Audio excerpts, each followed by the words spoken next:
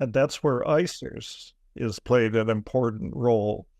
For people who don't know what ICEERS stands for, it's the International Center for Ethnobotanical Education, Research, and Service. So ICEERS.org, they are committed to all of the things, similar things that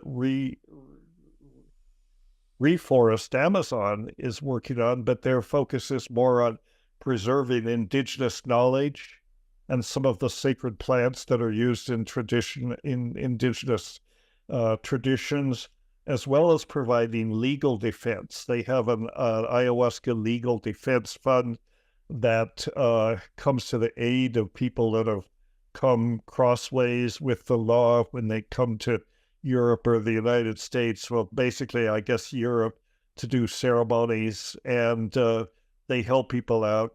I'm on the advisory board of ICEERS, have been for several years. I just can't say enough about the good work they're doing. You know, they're working in collaboration with the Indigenous Medicine Conservation Fund and focusing on sacred plants like ayahuasca, iboga, peyote, some of the endangered plants that are part of these traditions. ICEERS is committed to this. So money devoted to ICEERS or the Reforest Amazon, all of this, is a good thing. I just wanted to add to what you said about ICEERS. So I met the founder of ICEERS at a conference in Italy, the Science and Non-Duality Conference, about 7 or 8 years ago.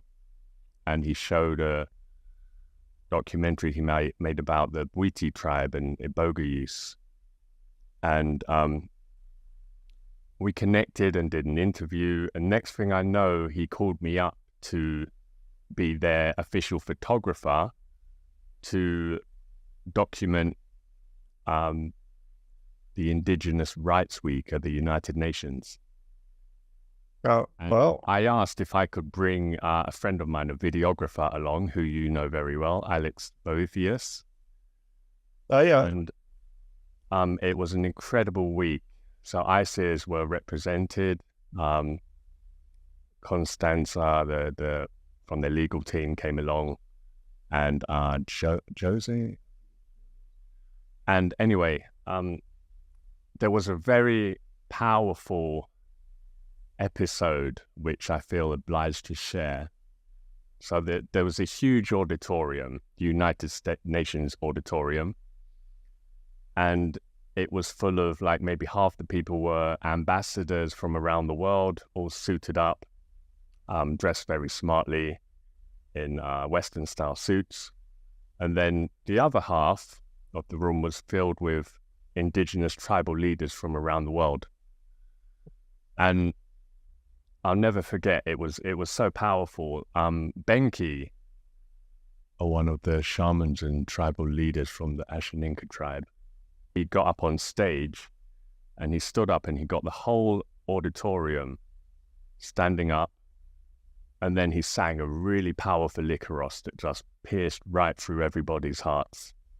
And it was so incredibly powerful.